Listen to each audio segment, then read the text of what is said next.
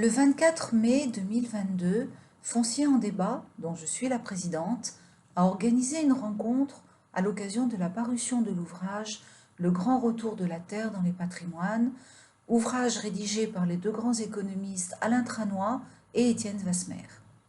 Les deux auteurs nous ont fait le plaisir de venir présenter leurs travaux, partager la réflexion et la soumettre au débat, notamment auprès de Dominique Bureau et de Gilles Duranton qui se sont pliés à l'exercice. Dominique Bureau est ingénieur des ponts et chaussées, directeur général du Conseil économique pour le développement durable et président du comité pour une fiscalité écologique. Quant à Gilles Duranton, il est professeur à l'Université de Pennsylvania où il est doyen de la chaire immobilier. Cette rencontre s'est déroulée dans les locaux de Sciences Po Paris et je tiens à remercier tout particulièrement Thierry Meyer et Guillaume Sarrat de Tramezeg, directeur du département économique à Sciences Po Paris, qui ont mis à notre disposition toutes les facilités logistiques pour que cette rencontre puisse se dérouler dans les meilleures conditions. Les vidéos que vous allez pouvoir suivre rendent compte des présentations et des discussions qui se sont tenues.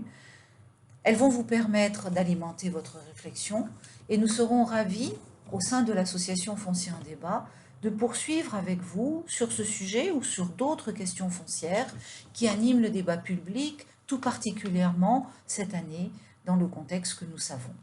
Bonne lecture.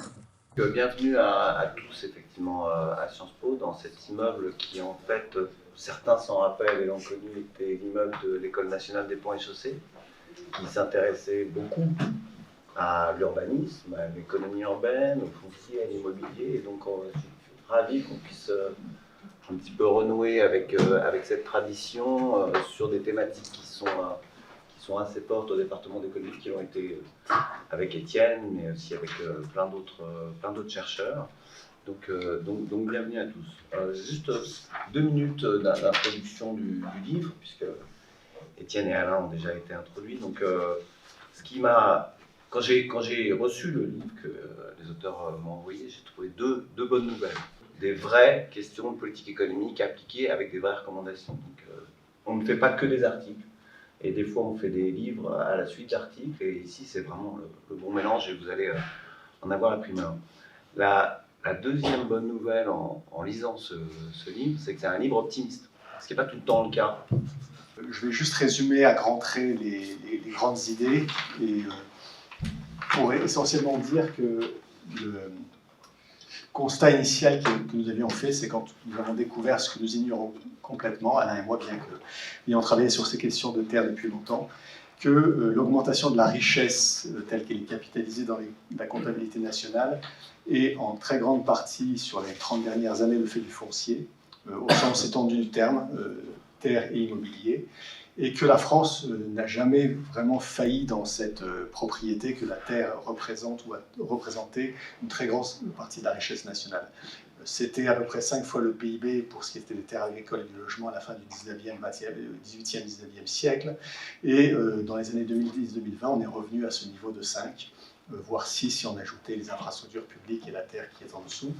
Mais, et c'est ce qui nous a frappé quand on a creusé cette idée, c'est que c'est quelque chose qui n'a jamais été vraiment complètement constant, et c'est plutôt une espèce de courbe en U avec un retour à un équilibre peut-être de long terme.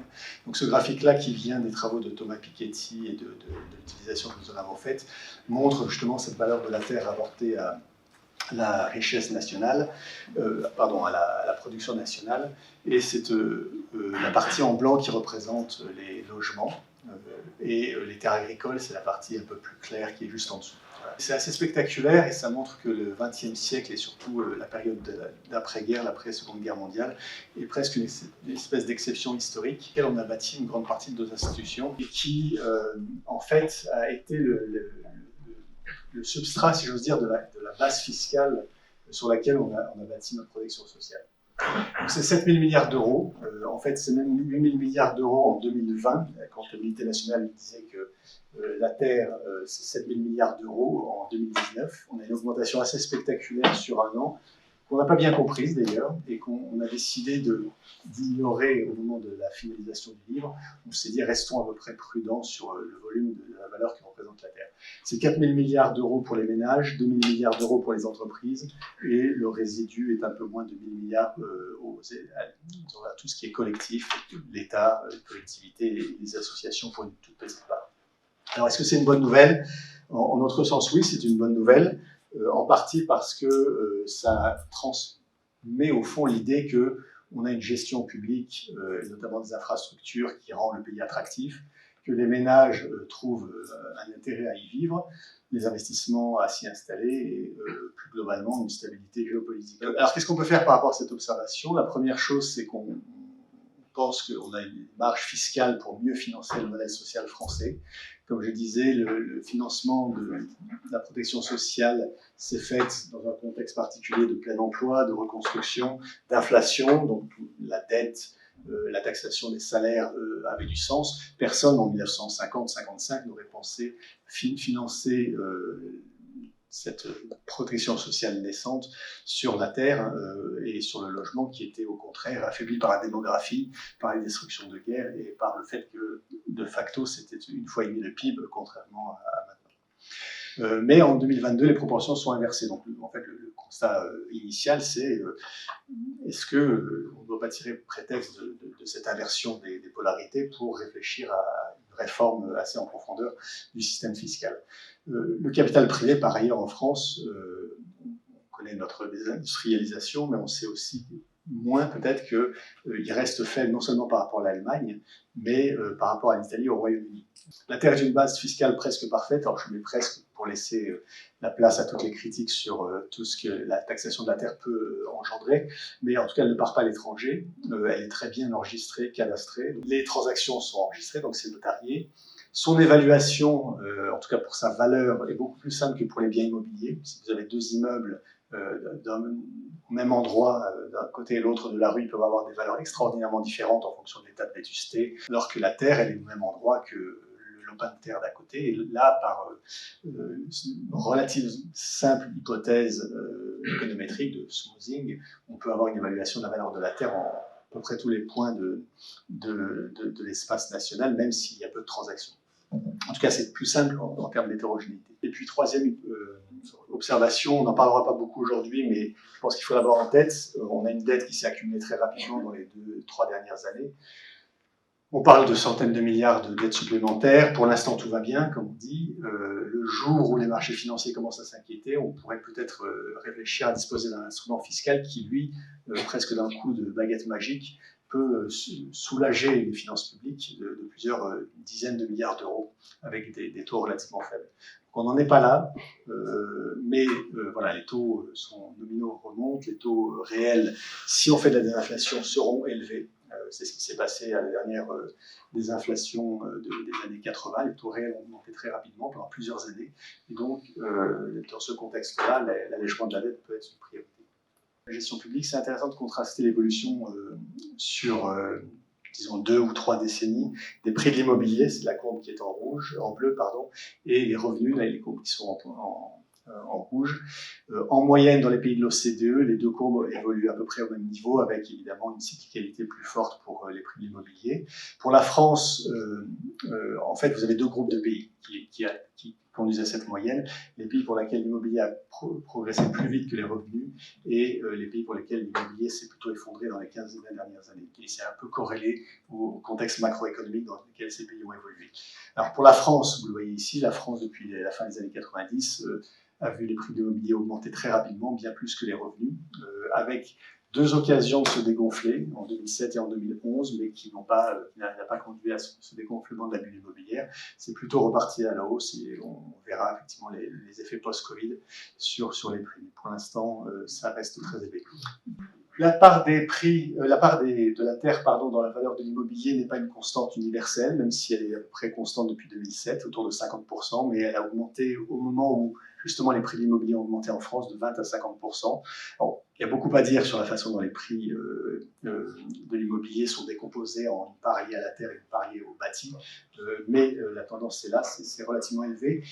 La terre est très concentrée, donc les terres artificialisées, c'est 7,9% ou 9% en métropole de l'ensemble des terres en France. En termes de concentration urbaine, ici on s'est amusé à regarder, grâce aux travaux de Guillaume Chapelle, la valeur de la Terre dans l'espace, ici par exemple dans l'agglomération parisienne, sur la base des rares transactions qu'on peut observer. Alors ce sont des chiffres relativement fragiles parce qu'il y a très peu de transactions de terrain dans Paris intramuros, et un peu plus en proche périphérie, un peu moins un peu plus au fur et à mesure qu'on s'éloigne. Donc c'est fait de façon à concentrer les données sur plusieurs années, et ça nous donne une idée des ordres de grandeur des différences dans l'espace. Donc l'ordre de grandeur du prix de la Terre quand il est mesurable est un ordre de grandeur de 1 à 20 entre le centre de Paris, en prolongeant un petit peu les courbes, et la périphérie proche qui est à 20 km. Donc, sur les chiffres de l'immobilier pour la France, une étude assez récente de Mélin et de Mathias André a un peu défrayé la chronique récemment, vous avez peut-être vu les titres dans la presse, sur le fait que peu de ménages étaient détenteurs d'une très très grosse partie du parc immobilier locatif. Alors, le parc immobilier locatif n'est pas si important que ça en France, le privé c'est 20%, mais c'était effectivement une concentration plus grande que celle à laquelle on pouvait s'attendre, qui notamment était concentrée évidemment dans le très haut de la distribution des richesses, avec ici dans le top 0,1%, ça c'est la part des ménages qui possèdent 5 logements ou plus en location. Ici c'est 4, ici c'est 3, etc. Donc c'est très inégalitaire, ce qui suggère à nouveau que l'immobilier était une bonne source de placement pour les 30 dernières années. On pourrait continuer. Une des objections qui va sans doute nous être faite, peut-être pas ici, mais plus tard, si ces idées se propageaient, c'est le patrimoine des agriculteurs. Donc on peut donner quelques chiffres. Donc la moyenne du patrimoine des agriculteurs en activité, c'est 920 000 € selon l'INSEE en 2018. C'est la plus haute des catégories par rapport aux professions libérales, 768 000. Artisans, commerçants, chefs d'entreprise. C'est le patrimoine moyen. Sur le patrimoine médian, c'est 613 000, ça reste le plus élevé par rapport à 515 000 pour les professions libérales. Et pour le 9e décile, donc les 10% les plus riches, ce patrimoine atteint 1,9 million, à comparer avec 1,6 million pour les professions libérales. Voilà, donc, un peu de progressivité peut-être serait intéressante. D'où vient cette inflation des valeurs, notamment de la terre? Le premier facteur auquel on peut penser, c'est qu'il y a une baisse globale des taux d'intérêt et en même temps, paradoxalement, une baisse des rendements. Paradoxalement, qui va dans le même sens. Alors ici, c'est des données un peu historiques de notre collègue Maurice Choularic, qui, en gros, pense que le taux de rendement de l'immobilier sur cette période qui démarre en 1970 jusqu'à 2014 est plutôt en baisse tendancielle de l'ordre de 6% jusqu'à de l'ordre de 3%, avec une baisse un peu récente. Le taux de rendement, c'est l'inverse du ratio loyer sur prix, et donc évidemment, si les prix augmentent, les rendements baissent. En tout cas, c'est ce qu'on peut constater. Je vais aller assez vite sur cette partie macro, mais essentiellement, vous avez une baisse du taux de croissance des loyers, une baisse des taux de crédit, et surtout un resserrement des deux. Or, la formule de valorisation des prix immobiliers, en allant très vite, c'est les loyers divisés par l'écart entre le taux d'intérêt et le taux de croissance des loyers. C'est en gros en 1 sur R moins G, et ce 1 sur R moins G, il a tendance à se rétrécir, ce qui est un facteur d'inflation immobilière. Ce qui pourrait suggérer d'ailleurs que les prix sont fragiles au fond, puisque ça dépend de deux quantités qui sont très proches l'une de l'autre. Si elles venaient à s'écarter, si les taux d'intérêt venaient à remonter, on aurait probablement une baisse des prix de l'immobilier. Vous avez cette étude qui est assez fascinante de Paul Schmelzing, qui a collecté des données sur toutes les transactions financières des duchés, des principautés, de différentes régions d'Europe, et qui a estimé sur le très très long terme quels étaient les termes financiers. Et on a déduit une baisse du taux d'intérêt à la fois réel et nominal. L'inflation d'ailleurs était plus volatile, mais n'était pas tendancielle sur cette période, avec une baisse massive des taux d'intérêt. Disons que si le trend ici est correct, ce serait de 12% à un peu moins de 1%. Donc c'est ce qui a alimenté la thèse de la stagnation séculaire et de la thèse de l'excès d'épargne mondiale qui ferait baisser les taux d'intérêt. Donc on se dit qu'il y a quand même des facteurs de confiance dans le fait que les prix immobiliers vont rester relativement élevés, avec juste la nuance que je rappelais, c'est qu'ici, c'est la hausse des taux d'intérêt mondiale qui date de la période de désinflation, la dernière grande désinflation. Donc il s'est passé en réel de quelques pourcents à 7%. Alors la démographie, évidemment, la population augmente, le stock de terre reste constant. Quand on s'amuse à faire des ordres de grandeur, on s'aperçoit que la densité est extrêmement hétérogène sur le territoire, ce n'est pas une nouveauté. Donc, mettons 15 000 personnes par kilomètre carré dans les grandes villes mondiales, ça monte jusqu'à 25 000 à Mumbai. J'allais dire Dubaï, c'est en hauteur, mais une partie des immeubles sont un peu vides, donc c'est moins dense que ce qu'on pourrait penser, jusqu'à, au niveau d'un pays, 144 habitants par kilomètre carré en France, je ne dis pas de bêtises, 5 au Canada, une vingtaine aux États-Unis. Donc en fait, si on pense que la Terre est rare, il faut penser qu'elle est quand même, il y a beaucoup de réserves. Le problème, c'est qu'elle n'est pas forcément au bon endroit et que c'est la concentration de l'activité économique, c'est le deuxième facteur qui pousse les gens à s'installer les uns avec les autres ou sur les zones côtières où, par définition, il n'y a que la moitié de foncier, puisque l'autre moitié, c'est de l'eau. Et puis des facteurs démographiques type des cohabitations qu'on avait apparemment mal anticipées, qui ont peut-être pas conduit à une augmentation simultanée de la demande, de l'offre de logement, mais la demande a poussé à la hausse. Des changements aussi de comportement, d'aspiration spécifique, avec un attrait plus grand pour le pavillon par rapport à des habitations collectives, qui font peut-être penser que l'espace pour les ménages est un bien de luxe. Au fur et à mesure que les générations s'enrichissent, la consommation d'espace devient plus importante. Tout ça, évidemment, va entrer en conflit avec les objectifs de concentration et d'évitement de l'étalement urbain. Des forces de convergence, alors c'était un peu une hypothèse théorique. Est-ce que l'intégration européenne a conduit à une convergence des prix de la terre dans les différents pays européens, ce que disent les théorèmes de commerce international? Alors il y a du vrai et du pas vrai. Alors je passe tout de suite à ce qu'on peut mesurer si on le fait de façon agrégée. L'évolution du prix de la terre artificialisée, si on la divise par le nombre de kilomètres carrés, ça donne une courbe qui, pour la France et l'Allemagne, se rejoignent, mais plutôt à la hausse. Donc ça serait un facteur de convergence éventuel qui est lié essentiellement à la forte hausse de l'Allemagne sur la période récente, mais effectivement une tendance à la convergence. Et à contrario, quand on regarde les prix de l'immobilier par structure ou par type d'usage, on s'aperçoit qu'il y a de très fortes hétérogénéités, notamment le prix des terres agricoles, qui n'a pas de raison d'être plus fort quand c'est concentré, donc il ne dépend pas de la densité. Pas directement de la densité, je parle sous le contrôle des théoriciens de l'économie urbaine, ils sont extrêmement hétérogènes, il n'y a pas de convergence. Et ça suggère une piste, c'est que le marché de la terre n'est pas si fluide que cela, et qu'il y a des obstacles qui peuvent être analysés par ailleurs sur ce qui empêcherait la convergence. Alors, conclusion partielle, il y a des forces de convergence à la hausse, mais pas forcément à la baisse, mais en même temps des divergences apparentes de différentes catégories de terres qui suggèrent une absence de fluidité. C'est ça qu'on discute un petit peu après. Alors, vous le savez, on a tous beaucoup échangé sur ces questions. Vous avez une forme de malthusianisme qu'on s'est beaucoup amusé à dénoncer dans les années 2010 et qui peuvent expliquer pourquoi il y a cette consolidation des prix de l'immobilier. Alors, Alain avait par exemple étudié ces questions sous différentes formes. La première, par exemple, c'est l'évolution conjointe du nombre de terrains qui est à la baisse plutôt au terrain échangé, et puis l'augmentation du prix des terrains à bâtir, deux forces qui vont dans les sens opposés, qui suggèrent que l'offre est plutôt en raréfaction par rapport à la demande. L'offre est évidemment importante. Un autre papier important, alors de Pierre-Henri qui est ici dans la salle et de Alain sur les effets du cellier. Donc dans le contexte de rareté de la terre, les dispositifs d'aide sont plutôt inflationnistes. Donc on avait discuté de ça pour les APL. Ici c'est pour le cellier et son effet sur le foncier, avec deux courbes correspondant à un contrôle et un traitement, qui montrent qu'il y a une inflation assez conséquente du prix des terrains constructibles de 9 à 10% à l'issue des premières années du dispositif.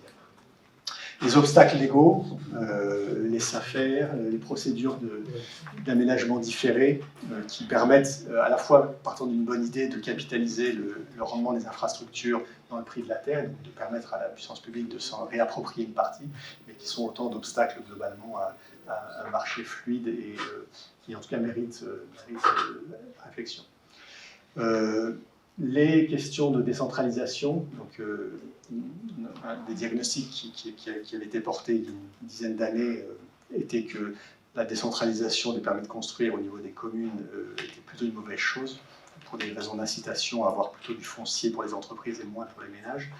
des phénomènes de not in my backyard, et donc l'idée qu'un peu de centralisation ne serait pas forcément mauvais dans la gestion. Est-ce que ce sont les forces suffisantes pour expliquer les hausses de prix? Je ne sais pas, mais effectivement, quand on regarde les élasticités de réponse de l'offre au prix, les États-Unis sont de façon remarquable le premier de la classe, réactivité de l'ordre d'une élasticité de 3. 1% de hausse des prix donne une augmentation des prix de l'offre d'immobilier de 3.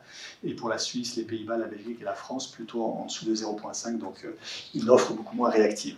Et puis le zéro artificialisation nette, comme souvent les objectifs sont généreux, tout le monde veut de la nature et tout le monde ne veut pas forcément du béton, mais c'est à horizon 2050 probablement un facteur puissant, je ne vais pas dire de spéculation sur la Terre, mais les gens qui détiennent de la Terre constructible maintenant devraient être très heureux de pouvoir bénéficier d'une raréfaction programmée à terme de l'offre. Ça, c'est des choses sur lesquelles il y a tout objectif désirable, il y a des effets induits qui doivent être mûrement réfléchis et pesés et peut-être contrebalancés. Alors, taxer la richesse, oui, mais comment? Donc, si on adhère à l'idée que la base fiscale est stable et énorme, je répète, 5 à 6 fois le PIB, ce qui est remarquable. Alors, c'est taxer le capital quand on a une base inélastique qui existe et pas forcément utile sous l'angle des recettes. Il y a en revanche un argument redistributif tout à fait évident, puisque la Terre reste quand même plus concentrée dans les très hauts patrimoines, mais pas dans les très très très hauts patrimoines. Donc si on a cet objectif de s'attaquer à cette portion, sans doute que ce n'est pas la bonne façon de faire. Voilà. Nous, on assume assez librement de dire que ce n'est pas dans ce constat qu'on se place, on est plutôt sur un argument d'efficacité. Du même point de vue, il ne me semble pas utile de taxer le bâti, qui est a priori un investissement, et qui s'applique d'ailleurs comme argument aussi à la taxe foncière. Si vous rénovez une maison et que vous payez plus de taxes foncières, c'est une petite désincitation à le faire. Donc il vaut mieux a priori ne pas fiscaliser le produit des investissements. Ça, on pourrait dire la même chose des loyers, aussi des DMTO, aussi de la taxe foncière, je l'ai dit, on peut les aménager, voire les supprimer de façon à laisser de la place pour la taxation du facteur pur qui est la terre. La fiscalité doit être plutôt uniforme, y compris les terres publiques ou produisant des biens publics. Alors ça, je veux dire que quand on a écrit le livre, on ne pensait pas qu'on arriverait à cette conclusion. On s'était dit, on va peut-être une taxation qui serait intermédiaire entre la terre privée et la terre publique, un peu plus faible pour la terre publique. Et Jacques Tys, avec qui on avait discuté un peu après la sortie du livre, nous avait dit c'est soit 0, soit 1. Et donc on a fait un peu de travaux théoriques sur cette question pour arriver à la conclusion qu'effectivement, ça devait être 1. C'est-à-dire qu'il ne fallait pas une uniformité de la taxation de la terre. Que dire sur cette idée de la terre? C'est pas nouveau, ça date de au moins 2 siècles et demi, avec la naissance de l'économie, c'est la distinction entre la rente et le profit qu'on vient d'analyser, qui dans la comptabilité nationale, c'est la différence entre les actifs produits et non produits. C'est l'utilisation moderne de la différence entre rente et profit. C'est une idée qui a été proposée par beaucoup d'économistes de tendances différentes. Ici, vous avez la lettre adressée par 30 économistes à Mikhail Gorbatchev, pour lui dire qu'il était important de s'assurer une fiscalité moderne et de taxer, en l'occurrence en Union soviétique, en ex-Union soviétique, c'était la valeur de la terre, mais aussi de ses ressources souterraines, mais qui sont une autre forme de rente. Si ces propositions avaient été adoptées, peut-être que le cours des choses aurait été différent. Et donc vous avez des gens tout à fait prestigieux comme Franco Modigliani, Robert Solow, Tobin, Vickrey. Jacques Tys était signataire, il vous allait raconter dans quel contexte il l'avait fait. Et puis en même temps des libéraux absolus, Milton Friedman, d'autres personnes, selon lesquelles, effectivement, c'est la taxation du facteur idéal, donc c'est très vaste. Ça a été décliné dans un certain nombre de pays avec des succès mitigés. Quels sont les pays dans lesquels ça s'est fait? Plutôt des pays du sud de l'hémisphère, enfin de l'hémisphère sud, Australie, Colombie, Nouvelle-Zélande, Afrique du Sud, dans des pays où, au fond, la terre est assez abondante. Et donc c'est peut-être une des faiblesses bien volontiers reconnues, que c'est quand la base a une valeur faible qu'il est plus facile de la taxer. C'était peut-être aussi parce que c'était la seule vraie valeur de réserve, de richesse de ces pays, ou la Namibie. Des expériences à Singapour, où il y a une nationalisation de fait d'une partie des terres. En Europe, de façon intéressante, l'Estonie et le Danemark, avec notamment pour l'Estonie, une chose qui me paraît intéressante à creuser, qui est le caractère progressif de la taxe, de 0,1 à 2,5%. à l'exclusion de toute autre taxe sur l'immobilier, et le Danemark depuis 1922. Sur les États-Unis, la Pennsylvanie, je vais parler devant l'expert Gilles Duranton, qui nous dira probablement à quel point ça a été difficile, notamment récemment, mais avec des effets induits qui semblaient intéressants, notamment une différenciation des taxes entre la taxe sur la terre et la taxe sur le bâti qui semblait utile pour limiter l'étalement urbain. Voilà. Donc, si on pense que taxer un facteur à la fois abondant, mais dont l'utilisation extensive conduit à des temps de trajet domicile-travail plus importants, une taxation de cette terre est utile pour éviter l'étalement urbain. Je conclue là-dessus. Dans notre esprit, si vous avez un immeuble de 6 étages avec une terre sous-jacente qui représente la moitié de la valeur de chacun de ces appartements, il faut diviser la taxe foncière par 6. Il n'est pas question de faire payer 6 fois la taxe à 6 étages, c'est vraiment pareil. Donc c'est vraiment l'utilisation des sols intensifs qui est poussée par cette proposition. Voilà, je termine là, je vous remercie. Sur le livre lui-même, j'ai en fait pas grand-chose à dire, c'est très très complet, donc il y a 2-3 détails, effectivement, à Pittsburgh, la taxation différentielle, en fait, ils ont arrêté pour des raisons politiques et toutes sortes de choses, mais là n'est pas l'essentiel, donc je voudrais faire 2 points, en fait. Un point, parce que je voudrais un peu élargir le débat, au-delà de la taxation de la terre, en fait, sur l'offre de sol. Les auteurs, en fait, baissent un peu les bras devant le problème et ils disent bon, on n'a aucune chance là-dessus, donc on va taxer. Et de l'autre côté, à mon avis, un mécanisme ou une chose très très importante pour pouvoir faciliter ou pour pouvoir mettre en place en fait ce que les auteurs proposent, donc moderniser les droits de propriété. Donc en France, on a une conjonction de 2 forces malthusiennes. D'abord, il y a un pouvoir central qui est un peu obnubilé par un espèce de mythe qui est que la France est dévorée par le bâti. Donc je vais vous dire que c'est faux. Et aussi, effectivement, avec la décentralisation, les propriétaires électeurs qui vont faire beaucoup de choses pour empêcher que des choses soient construites autour de chez eux. Not in my backyard, donc c'est comme chez moi, mais sauf qu'en plus ici il y a la conjonction vraiment des propriétaires électeurs plus le pouvoir central. Donc ça fait que depuis de longues années en fait l'offre de logement en France est réduite et ça a un coût social élevé. Donc je vais vous faire des petits calculs de coin de table pour essayer de vous convaincre. Donc en fait il y a 3 coûts qui paraissent très très importants. Le premier qui est de ne pas pouvoir travailler là où on est le plus productif. Et ça, c'est un coût important. Le deuxième, c'est une sous-consommation de logement, qui est aussi un coût important, qu'on néglige beaucoup, dont personne ne parle jamais. Et un transfert énormissime vers les plus âgés, et en plus, donc, et souvent, qui sont aussi donc, les plus riches. Donc, c'est 3 raisons, en fait, d'être préoccupé par ça. Donc, voilà le seul graphe que je vais vous présenter. Je suis un homme qui aime les formules mathématiques et les mots. J'utilise les graphes aussi, mais les graphes sont souvent trompeurs.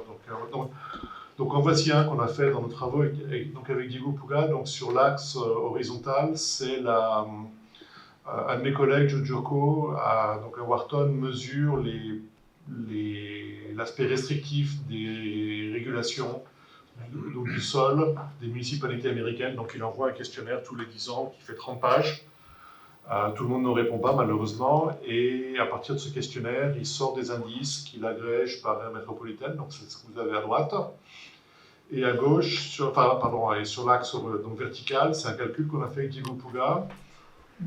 On regarde pour une maison standard, donc une petite maison de 4 chambres, 2000 pieds carrés, donc 180 mètres carrés, sur un terrain qui fait un quart d'acre, donc je ne sais pas combien, 1000 et quelques mètres carrés, et on calcule, on regarde dans les prix des transactions immobilières combien cette maison-là coûte à la périphérie des grandes villes américaines. Donc là, on en a 112, qui couvrent en fait toutes les grandes villes américaines.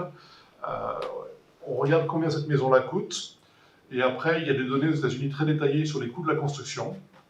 Donc on regarde combien cette maison-là coûte à construire. Et les coûts de construction varient un petit peu, pas beaucoup entre les villes, mais varient un petit peu. Et on calcule aussi, on regarde aussi ce que coûterait le prix d'un terrain inoccupé qui serait pas constructible, donc typiquement donc une terre agricole. Et on calcule la différence entre le prix de marché de cette maison et le coût de remplacement si on pouvait construire comme on voulait en périphérie de ces villes. Et ben voilà, ça donne ce graphique-là. Donc à San Francisco, juste avoir le droit de construire, c'est $500 000 pour une maison qui va être à 30 ou 40 km du centre de San Francisco. Donc a priori là, donc cet écart va s'appliquer à toutes les maisons dans la ville. Donc là, je ne prends pas en compte la rente différentielle ni rien du tout. C'est juste le fait d'avoir le droit de construire, donc d'isoler en fait le coût des barrières donc réglementaires donc dans les villes américaines. Et donc c'est assez bien corrélé avec les régulations telles que mon collègue les mesure donc directement. Donc on trouve qu'en moyenne, en fait, c'est un peu plus de 100 000 $ par unité de logement. On parle de 100 villes où il y a à peu près 200 millions d'habitants qui y sont. Donc en fait, le coût agrégé, c'est ce chiffre avec énormément de zéros. donc à chaque fois, je suis obligé de prendre mes lunettes et de bien compter les zéros pour être sûr que je n'ai pas fait des erreurs. Donc en fait, c'est 12 000 milliards de $. Juste le coût des barrières réglementaires aux États-Unis, dont tel qu'on l'estime, donc avec Diego Puga. 12 000 milliards de $, c'est un demi-PNB. Sachant que Étienne l'a dit, enfin, c'est pas complètement vrai, l'offre aux États-Unis est élastique et très élastique dans une partie du pays, et très inélastique en fait là où les gens voudraient vraiment habiter, c'est-à-dire les New York, les San Francisco, les Los Angeles, les Seattle, les Washington DC et les Boston, donc toutes les villes donc superstars. Donc effectivement, sur ces 12 000 milliards de $, il y en a à peu près un quart où c'est juste San Francisco, quoi. Donc c'est quand même assez phénoménal. Et c'est des chiffres qu'on a calculés en fait à partir de données de 2010, c'est-à-dire à un moment où les prix aux États-Unis étaient donc les prix immobiliers étaient relativement bas. Donc c'est juste après donc à la fin de la grande récession, donc avec des prix immobiliers qui s'étaient donc un petit peu écroulés. Donc on parle quand même de choses très très importantes. Et après, ce qu'on fait, donc on a un papier avec Diego qu'on est en train de réviser. Et donc ce qu'on fait, c'est on dit, voilà, si entre 1980 et 2010, toutes les grandes villes américaines avaient construit autant que la ville médiane. Donc on ne demande pas de construire 5% par an, c'est plutôt 1,7, 1,8% par an. Mais donc New York a plutôt construit 0,7, donc 0,8% par an, un peu comme Paris. Donc s'ils avaient construit, donc les 10 plus grandes villes américaines, si elles avaient construit donc comme la médiane, en fait il y en a 3 qui ont construit plus que la médiane. Il y a Houston, Atlanta et Dallas. Et les 7 autres, elles ont construit moins, voire beaucoup moins que la médiane. Donc en fait, si on avait autorisé ça, vu que c'est des villes qui sont beaucoup, beaucoup plus productives, en fait, le PNB américain serait plus élevé, selon nos calculs, de 8,2%, ce qui est quand même une somme assez énorme. Mais la consommation ne serait plus élevée que d'à peu près 2%, parce qu'en fait, ces 8,2%, il y en a beaucoup qui seraient donc consommés par le transport pendulaire, etc., donc, et tous les coûts liés à ça. Mais on trouve que c'est quand même donc des chiffres donc relativement importants. Donc j'ai pas pu me retenir, je suis un économiste, j'ai mis une formule mathématique. Donc si les barrières au logement représentent un demi-PNB, hypothèse conservatrice, encore une fois, les États-Unis beaucoup plus élastiques que la France, et 2010, une mauvaise année pour l'immobilier. Le stock de logement, c'est à peu près, donc la valeur du stock de logement, c'est à peu près 2 PNB. Aux États-Unis, oui. Aux États-Unis, oui, en France un peu plus. Oui, c'est 4. Donc là, donc je reste aux États-Unis. Le logement en fait serait 25% moins cher donc en l'absence de barrières, si on enlevait donc ces barrières au logement. Je dis pas qu'il faudrait les enlever, mais je regarde donc la contrafactuelle. Et à partir de là, je dis que la fonction d'utilité, parce que c'est ce qu'on observe dans les données, c'est à peu près 30% pour le logement et 70% pour tout le reste. Les Français dépensent à peu près 30% de leur revenu donc pour se loger. Et là, je reste assez conservateur parce qu'en plus, les plus pauvres dépensent beaucoup plus pour se loger que les plus riches. L'élasticité revenu de la demande pour le logement est très inférieure à 1. Donc en fait, si on faisait baisser le prix du logement de 25%, avec un poids de 0,3, c'est 9 points de consommation. C'est énorme, 9 points de consommation. C'est énorme. Donc il faut peut-être réfléchir à ça. Si DU, DH est positif, et c'est très très important. Donc en fait, en rationnant le logement, on rationne aussi la satisfaction des gens, donc on rationne donc leur utilité, et la variation équivalente de ça est vraiment très très importante. C'est la variation équivalente ou je ne me souviens jamais laquelle est laquelle. En plus en français, je suis complètement perdu. Mais bon, l'équivalent pour les ménages serait un revenu de 9% plus élevé. Oui, enfin, j'ai oublié mon compte micro, dont j'ai lancé donc à l'automne uniquement. Donc le reste de l'année, Donc il y a certains détails. Bon, après, il y a aussi des transferts qui ont été très importants. Donc encore une fois, ce demi-PNB, parce qu'en 1960-70, donc aux États-Unis, cette rente équivalent à peu près donc un demi-PNB n'existait pas. Donc sur 50 ans, c'est comme si on transférait vers les propriétaires l'équivalent de 1% du PNB tous les ans. C'est quand même, et puis chaque année pendant 50 ans, c'est quand même un transfert donc entre générations qui est quand même donc extraordinaire. Et encore une fois, avec des chiffres pour la France qui sont sans doute plus importants, voire beaucoup plus importants. Peut-être 2 fois plus importants. Donc on me dit à droite, on me susurre à droite. Non, potentiellement. Donc aux États-Unis, le problème me semble impossible à résoudre parce que c'est un monde qui est complètement décentralisé. Donc si on voulait que les gens construisent plus, pour racheter cette rente donc aux habitants de San Francisco, on parle de 4 000 milliards de dollars.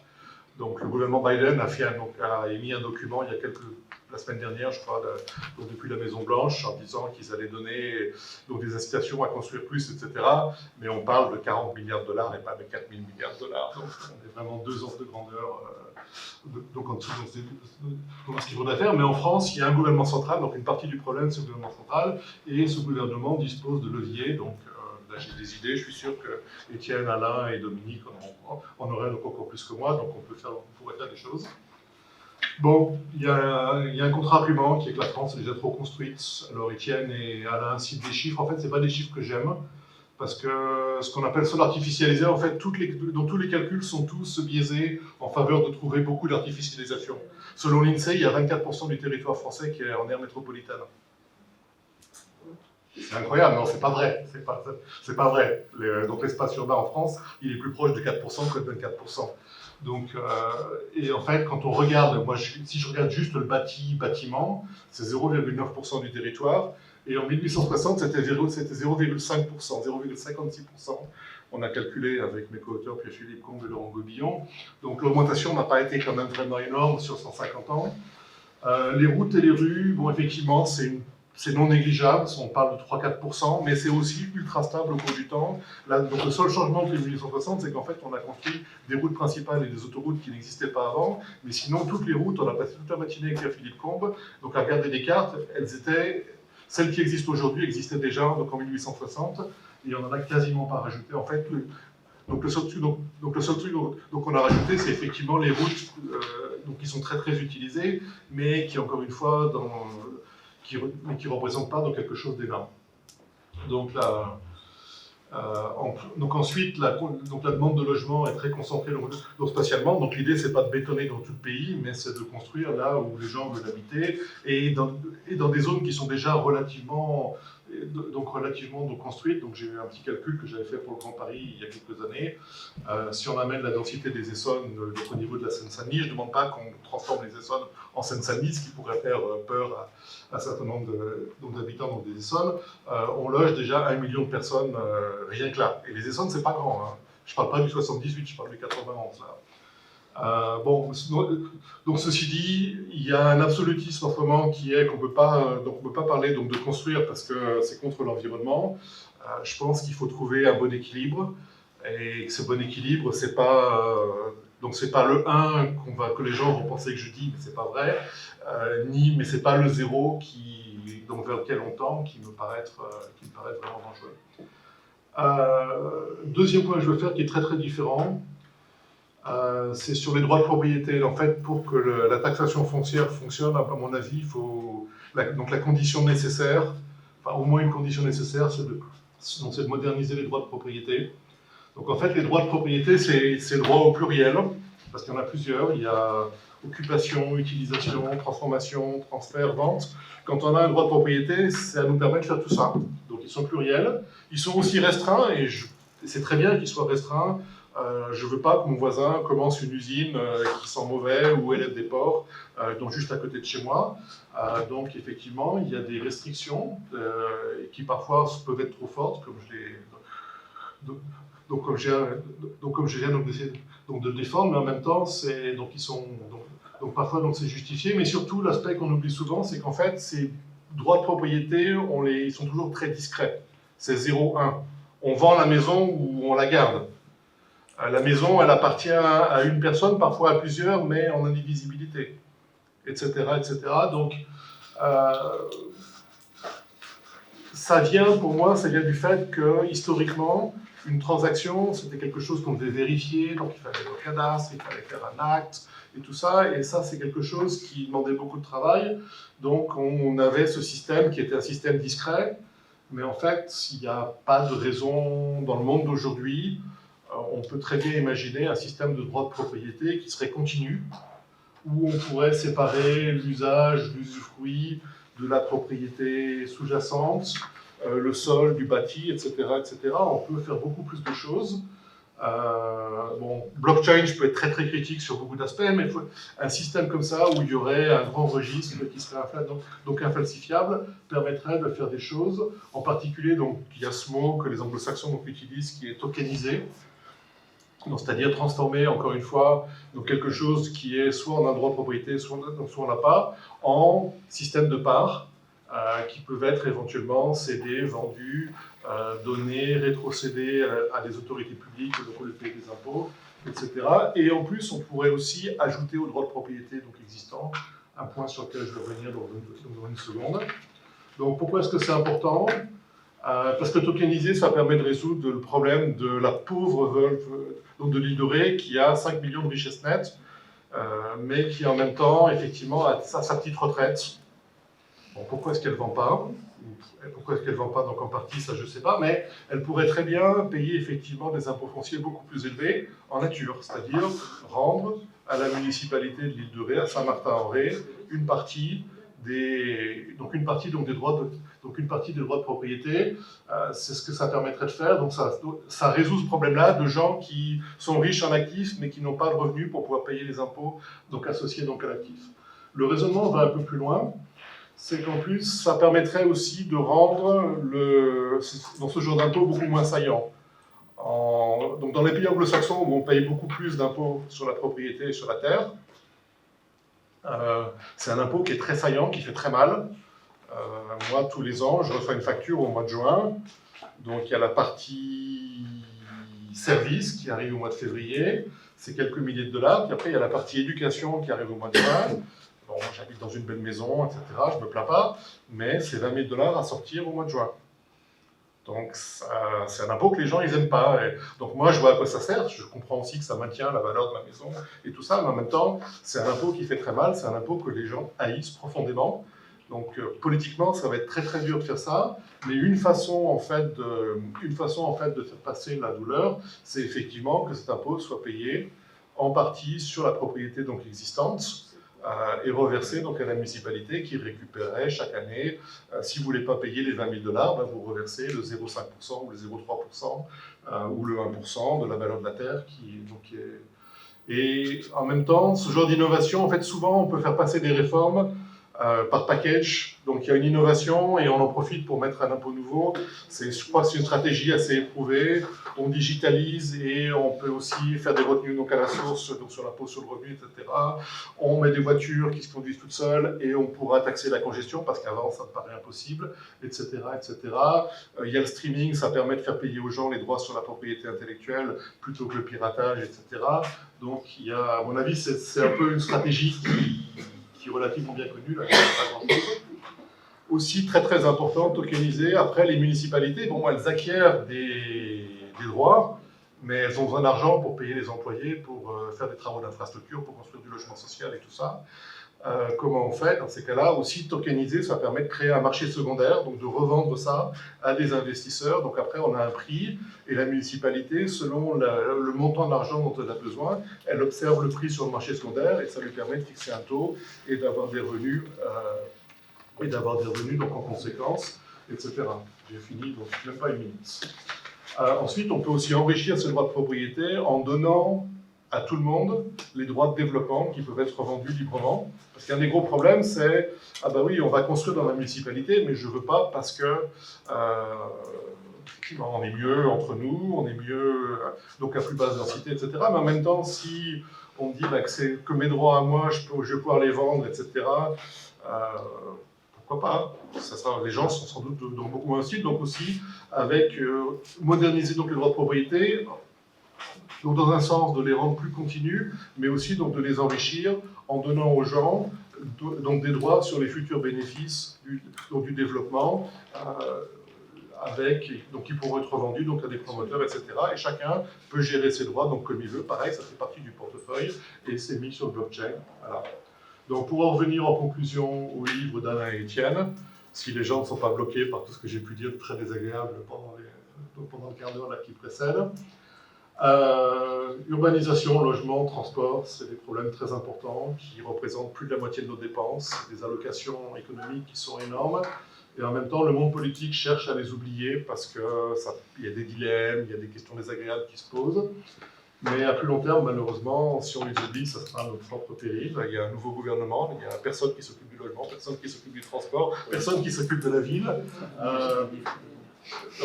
Mais à long terme, je pense que c'est un vrai problème. Donc j'espère qu'il y aura quand même quelqu'un en charge à un moment de ces problèmes-là. On ose imaginer. Donc le livre a deux objectifs, proposer une solution fiscale à laquelle je souscris donc complètement et provoquer le débat sur le sujet. Donc ma discussion c'était proposer, aider à pouvoir implémenter donc, la solution fiscale. À mon avis, donc, il faut moderniser donc, ces droits sur la propriété, il faut les comprendre et les implémenter donc, un peu différemment et élargir donc, le débat donc, sur le sol donc, et le foncier au-delà de la fiscalité, parler aussi de l'offre de logement et d'augmenter l'offre de logement. Voilà. Malgré tout, on voit bien qu'on a des réticences considérables, en France, mais sans doute partout, à la taxation des richesses. Et pourquoi? Un peu fondamentalement, parce que ceux qui possèdent ont tendance à vouloir y voir ou à essayer de faire croire, ça dépend un peu selon les cas, que cette richesse est le reflet de leurs efforts, de leurs sacrifices passés par rapport à des revenus qui ont déjà été taxés. En l'espèce, alors c'est plus ou moins vrai et sans doute faux pour une large part, et notamment par rapport aux revenus les plus supérieurs, etc. Mais ça fait que l'économie politique et de ce genre de transformation est absolument un problème gigantesque. Et dans le cas présent, évidemment, et même si les auteurs démontrent, et ça, Étienne a réinsisté là-dessus, que c'est plus équitable que ce qu'on croit, évidemment, 58% des ménages, enfin 61% du patrimoine des ménages, c'est les biens immobiliers, et 58% des ménages sont propriétaires de leur résidence principale. Donc évidemment, il y a arrivé à donner et à mobiliser tous les éléments chiffrés qui sont donnés dans l'ouvrage pour arriver à convaincre que c'est plus équitable que cela et que à un niveau de taxation modéré, clairement c'est beaucoup moins, sans aucun doute, beaucoup moins distorsif que les autres impôts qu'on utilise par ailleurs et qu'il y a un véritable enjeu à ça. Les conditions de succès, il y a beaucoup qui sont abordées dans l'ouvrage, mais vraiment beaucoup de choses à regarder. Il y a vraiment des problèmes techniques à regarder précisément, les questions de mesure, et les auteurs donnent des éléments, mais par exemple, on ne peut pas trouver la valeur foncière de référence qui nous intéresse simplement en enlevant les coûts de la construction, parce que dans la construction, il y a beaucoup de valeur créée, quoi, et ça on ne peut pas l'oublier. Les bars des années 70 ne sont pas si mal construits de ça, donc si on fait juste le prix moins le prix de la construction, on passe à côté de... Bon, et on sait que la valorisation des copropriétés, enfin il y a des commons à gérer, donc il faut faire attention. Il y a un sujet qui a été évoqué par Gilles, et ça c'est quand même un problème, c'est le caractère un peu... Alors il y a les problèmes d'illiquidité, c'est-à-dire que d'arriver à ce que les gens n'aient pas l'impression qu'on les taxe alors qu'on est dans une bulle, des choses comme ça, même s'ils documentent qu'on ne serait pas structurellement dans une bulle immobilière. L'illiquidité de la richesse est sans doute, l'histoire d'Yves de Ré est un sujet aussi. Alors, il y a des solutions, Gilles en propose, peut-être qu'on a des plus simples, simplement d'avoir une dette fiscale ou des choses comme ça. Enfin bon, on peut imaginer différentes choses, mais je pense que si on veut que ça se mette en place, il faut regarder vraiment de près toutes les objections que l'économie politique, derrière laquelle l'économie politique de celui qui ne veut pas se faire taxer son enrichissement sans cause, ne manquera pas d'invoquer.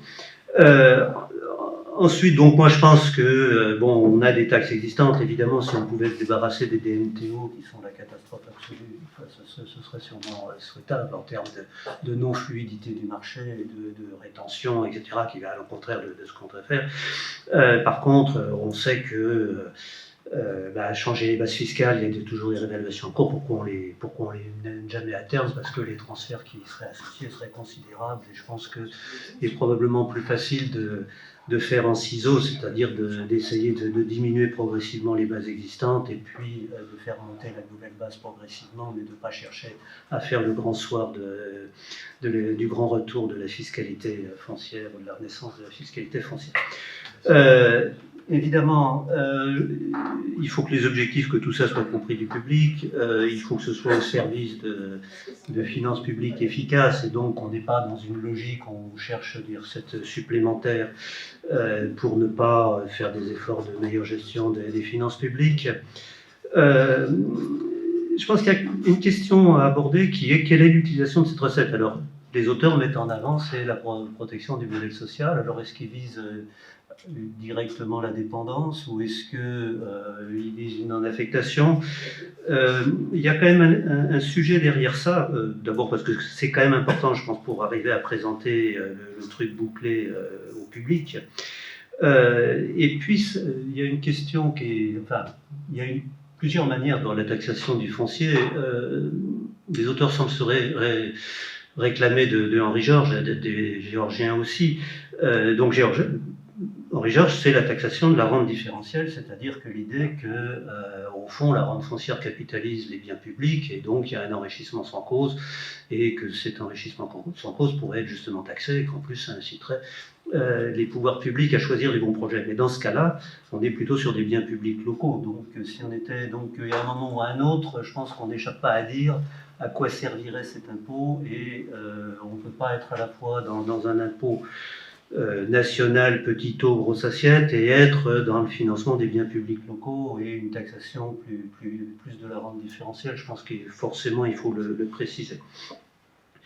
Je pense qu'aussi il faut sans doute anticiper et préciser l'articulation avec d'autres éléments du système fiscal, voire d'autres réformes, puisqu'on a dit que l'essentiel c'était, si on dit que l'essentiel c'est quand même des résidences principales, la question de l'articulation avec l'héritage et des réformes qui peuvent être proposées sur l'héritage, puisqu'au fond on est en train de parler un peu de la même chose. Est-ce que c'est complémentaire, ou en fait est-ce que c'est deux approches possibles? Et ensuite, alors là moi j'adhère complètement au moins à une idée que j'ai perçue chez Gilles, qui est qu'en aucun cas il faut chercher à faire de la recette fiscale au détriment de la meilleure valorisation et la valorisation la plus socialement efficace du foncier. C'est très très important que les marchés fonctionnent bien pour le fonctionnement des marchés, enfin, pour le fonctionnement du marché du logement, pour le fonctionnement du marché du travail, etc. Et donc évidemment il faut absolument s'interdire d'augmenter le strictness des réglementations pour avoir de la recette fiscale, mais c'est pas facile de s'en empêcher, quoi. Enfin, bon. Donc, une fois qu'on a donné l'instrument à quelqu'un, il faut s'assurer qu'il l'utilise pas mal, et donc c'est au service d'une bonne valorisation. Alors évidemment, il y a le sujet qui a été abordé brutalement à propos de l'artificialisation des espaces naturels, agricoles et forestiers. Et là, il y a un problème, parce qu'aujourd'hui, c'est du foncier dont la valeur foncière ne représente pas du tout la valeur sociale. Alors, pour la France, vous voyez que c'est l'Angleterre, enfin le Royaume, les îles Britanniques, je ne sais pas comment on dit, les Britanniques, celle-là. Bon, ce qu'on voit donc, c'est sur le tableau en haut, c'est des études sur l'aménagement du territoire si on faisait world markets, c'est-à-dire, et donc essentiellement on valorise la terre agricole, etc. Et puis en dessous, c'est l'idée si on valorisait la terre non bâtie, disons, plutôt avec l'idée de nature for pour je sais pas quoi, enfin N c'est nature, hein, dans tous les cas, nature at work, c'est contribution, et donc c'est l'idée de valorisation au maximum des services écosystémiques. Et juste un commentaire par rapport à ce que dit Gilles, ça peut suggérer que si on veut faire, effectivement il ne faut pas regarder l'artificialisation que finalement en regardant par satellite, ce qu'il faut regarder, c'est les fonctions et les services écosystémiques. Et à ce moment-là, vous pouvez avoir, en termes d'imperméabilisation des sols, le drainage de certaines terres agricoles est strictement équivalent. Et c'est ça qu'il faut regarder. Mais enfin, donc ça oblige à avoir les bons indicateurs sur l'artificialisation des sols. Mais toujours est-il qu'aujourd'hui, les gens qui s'occupent d'environnement disent que personne n'a intérêt à faire nature artwork parce que c'est pas rémunéré. Et donc, si on taxe ça en plus, est-ce qu'on ne va pas de manière contradictoire? Alors, soit on fait du second rang et on dit on va faire des exemptions, c'est pas terrible, évidemment. Il vaudrait mieux faire du premier rang, c'est-à-dire de développer des instruments qui vont permettre de bien orienter et au fond de pouvoir plus densifier les villes et de faire fonctionner et de récupérer les services écosystémiques, la nature at work. Et ça, c'est ce que font des instruments qui sont connus, hein, qui sont des droits d'aménagement échangeables, qui permettent de répartir les droits d'aménagement sur l'ensemble du territoire. Et ensuite de faire que la construction ait lieu où elle valorisera le mieux d'un point de vue social, au sens anglais social, en termes de création de valeur, l'utilisation de l'espace. Et donc on peut concilier, on a des instruments pour concilier, alors soit version aménagement, c'est ce qu'on appelle effectivement les TDR, soit sur des ressources plus spécifiques de protection d'espaces naturels sensibles, c'est ce qu'on appelle la compensation et la compensation par l'offre, et là aussi utiliser des marchés de compensation, ça permet de faire des compensations environnementales qui vont mieux fonctionner parce qu'elles vont avoir une surface suffisante, alors que d'autres compensations telles qu'elles existent actuellement, on demande aux gens de trouver, ils ont détruit un nid de rouge-gorge, ou de gobe-mouche, je ne sais plus quoi. Donc on essaye de refaire juste l'espace qu'il faudrait pour un gobe-mouche, mais ça ne fait pas un écosystème, ça. Donc on a des instruments qu'on peut mobiliser, et donc c'est pas forcément contradictoire, mais si ces instruments sont pas en place, alors si ces instruments sont pas en place, ça rajoute, vous allez avoir, et c'était un peu l'intuition de Thierry Mayer qu'on allait avoir un gros débat, si les instruments ne sont pas en place, vous allez avoir en plus de l'économie politique des propriétaires, l'économie politique avec l'écologie qui ne va pas être simple. D'un autre côté, on voit bien que les deux peuvent vraiment aller ensemble, parce que justement, si on distribue bien les droits à construire, droit d'aménagement et de manière très équitable, ça facilite aussi de pouvoir taxer et de lever les objections, taxation des classes moyennes, etc. Enfin, donc peut-être qu'il y a... Donc pour conclure, je pense qu'on en a besoin pour des raisons... Enfin, je pense que la piste est intéressante et on en a besoin pour des raisons fiscales. Il y a tout un ensemble de sujets techniques que j'ai pu pointer qui, si on les traite sérieusement et qu'on les anticipe, à mon avis, ne sont pas dirimants si on s'appuie sur toutes les expériences, les instruments, y compris qu'on peut avoir, etc. J'aurais tendance à penser que pour que ça marche, il faut sans doute, bon, d'une part, mettre ça dans un contexte qui lève un certain nombre d'obstacles, mais sans doute, moi je verrais plutôt avec plusieurs instruments, c'est-à-dire un instrument plutôt, avec une cohérence des instruments pour une politique foncière un peu globale qui utilise ce qu'on peut en tirer en termes de rendement, ce qu'on peut en tirer aussi pour le financement des biens publics locaux, et on a besoin de financer des écoles, des choses comme ça. Et puis des instruments plus spécifiques pour gérer l'orientation de l'aménagement par rapport et la bonne valorisation de l'aménagement par rapport à la nature. Et donc je pense que s'il y a ce paquet d'ensemble, effectivement, je crois qu'il faut...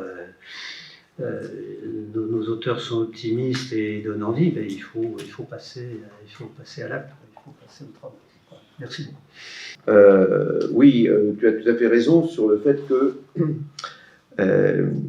quelque part on prend comme une donnée le fait que, d'une certaine manière, un certain nombre d'arguments qui ont été développés par des économistes, ou pas simplement par des économistes, sur les régulations concernant le logement, sur la gestion du foncier, sur le problème de la vacance des logements, sur la construction, etc. Enfin, sur surtout cette économie et cette organisation du secteur du logement et du foncier est très loin d'être optimale et s'écarte peut-être de plus en plus de l'optimalité, mais que,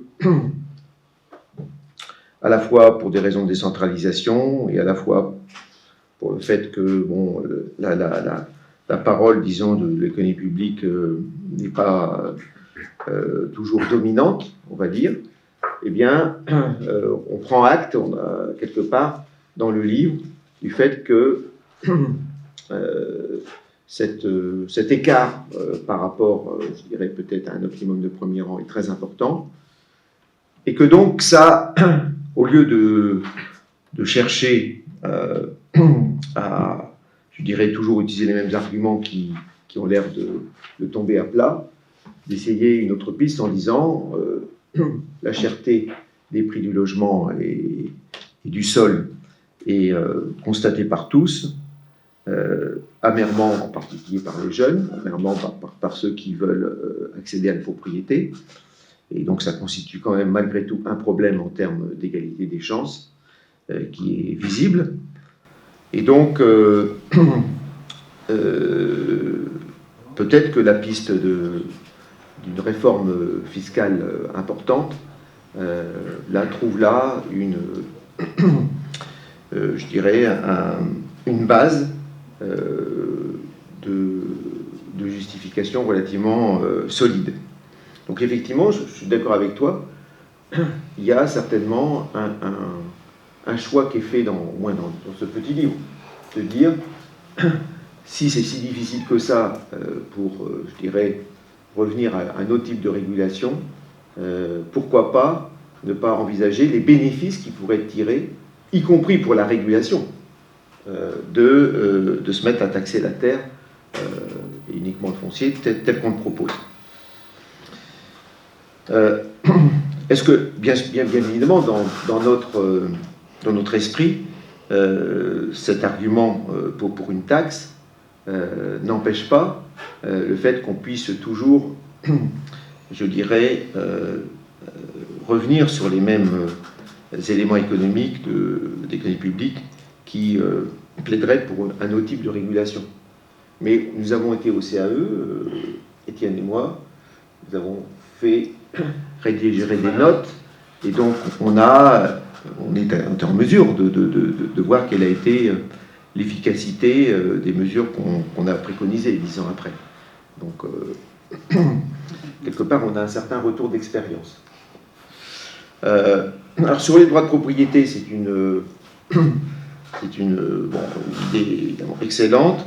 Et d'ailleurs, je me rappelle que Jean m'avait invité, avant la crise Covid, à parler d'une nouvelle loi, qui est la loi Laglaise, qui, quelque part, fait partie de la panoplie que tu as décrite, au sens où cette loi organise une séparation de la propriété du sol et de la propriété du bâti. Et donc, on a d'ailleurs, dans un programme de recherche qu'on met en route, le fait de regarder un petit peu quel est pas le premier bilan, mais enfin, comment est-ce que cette loi rentre en application?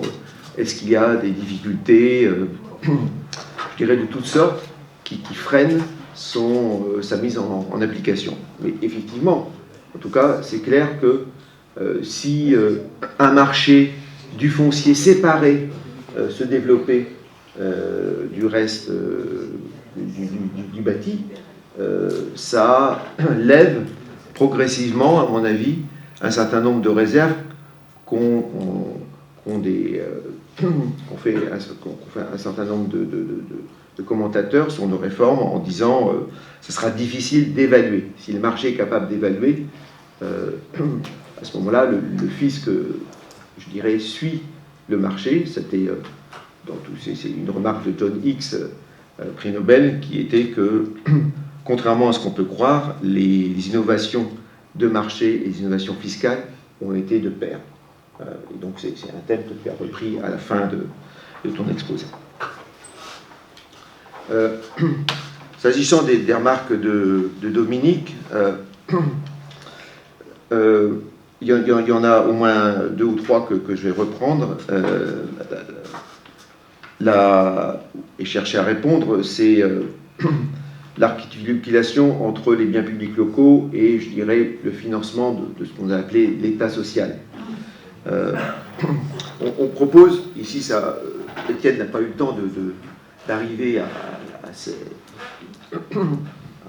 cette proposition qui est en fait double, une proposition minimale, une proposition, je dirais, un peu maximale. La proposition minimale, c'est de dire on va taxer la valeur de la terre à 1%, et cette valeur de la terre va rapporter globalement à peu près 60 milliards d'euros.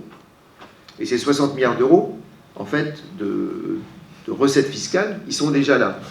Ils sont déjà... c'est la somme de tous les recettes fiscales correspondant à différents outils qui sont très très imparfaits, comme les fameux droits de mutation à titre onéreux, comme l'actuelle taxe foncière, comme l'imposition sur le revenu au titre des loyers, comme les rudiments, disons, de taxes sur les plus-values, comme l'IFI. Donc tout ça, si on fait le total de tout ça, ça représente 60 milliards d'euros. Et donc, en fait, on ne taxe pas, si on est dans une proposition minimale, on ne taxe pas plus que ce qu'on taxe actuellement. On le taxe simplement différemment, et je pense que les économistes seront d'accord pour dire qu'on le taxera beaucoup plus efficacement, avec des bons effets en termes de la gestion du parc, de la gestion du stock de terre et la gestion du parc de logement. Et donc ces 60 milliards, actuellement ce sont 60 milliards de recettes publiques, à qui ils vont ces recettes publiques? Ils vont aux collectivités locales. Donc sur la réforme minimale, je dirais c'est bien pour financer des biens publics locaux. Et puis on a une réforme maximale qui est de dire qu'on double la mise, on passe à une taxation de 2% de la valeur de la terre, et comme à peu près la terre représente 50% de la valeur des propriétés, ça veut dire que grosso modo, c'est grosso modo en moyenne une taxation à 1% de la valeur des propriétés. Eh bien, le pourcent supplémentaire, le deuxième pourcent, à ce moment-là, il n'irait pas aux collectivités locales, il irait pour financer l'État et la sécurité sociale. Et notre proposition, c'est que, à due concurrence, on va baisser les impôts de 60 milliards sur d'autres bases fiscales. Et dans le chapitre 8 et 9, on fait la proposition que les bases fiscales qui seraient privilégiées dans notre esprit, c'est d'une part une base sur les salaires, c'est-à-dire de diminuer les cotisations sociales salariées qui pèsent sur les salaires, parce qu'il y a effectivement un problème du fait que les progressions salariales en France sont lentes. Elles sont lentes parce que, effectivement, le taux d'imposition implicite, en tenant compte des taux de cotisation sociale salariale et patronale, eh bien, ce taux implicite d'imposition est très fort en sortant du SMIC.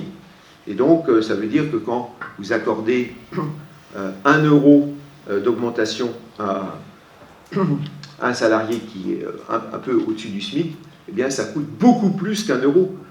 Ça coûte 4 ou 5 euros à l'entreprise. Donc, ça freine les carrières salariales. Et donc, ça crée forcément, à mon avis, du mécontentement. Ce n'est pas tout à fait sans lien avec le fort mécontentement des salariés du bas de l'échelle en France. Et donc, on propose de diminuer de 40 milliards ces cotisations sociales salariées, et on propose de diminuer par ailleurs de 20 milliards, les impôts de production qui pèsent sur les entreprises. Donc on respecte là, je dirais, à peu près la fonction de production, c'est 2 tiers de travail et 1 tiers de capital, donc on est relativement neutre par rapport à ça. Et donc effectivement, ces 60 milliards, c'est non pas pour financer plus d'État social, c'est simplement en partant de l'État social tel qu'il est, et on ne se prononce pas dans le livre s'il n'y a pas des réformes à faire sur dépenser plus ici et dépenser moins là, mais il s'agit bien de 60 milliards de recettes fiscales qui viennent en contrepartie de 60 milliards de recettes fiscales en moins. Donc il s'agit bien, là, d'un pur effet de bascule.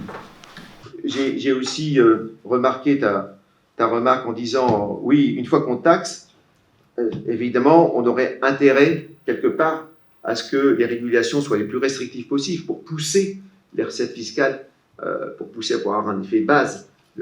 Voilà. Mais dans notre système tel qu'on l'imagine, il n'y a plus de pouvoir de taux pour les collectivités locales. Cette régulation, elle est largement à la main des maires, très largement, même si effectivement il peut y avoir un encadrement par la politique nationale. Je rappelle qu'il n'y a plus du tout d'obligation de cause depuis la loi Duflot. Donc, si tu veux, je ne vois pas tellement, disons, de perversité incitative entre le fait qu'il puisse y avoir une régulation locale plus restrictive dans le but de faire monter les recettes. En tout cas, on est bien dans un régime où les taux d'impôt sont décidés nationalement et non pas localement.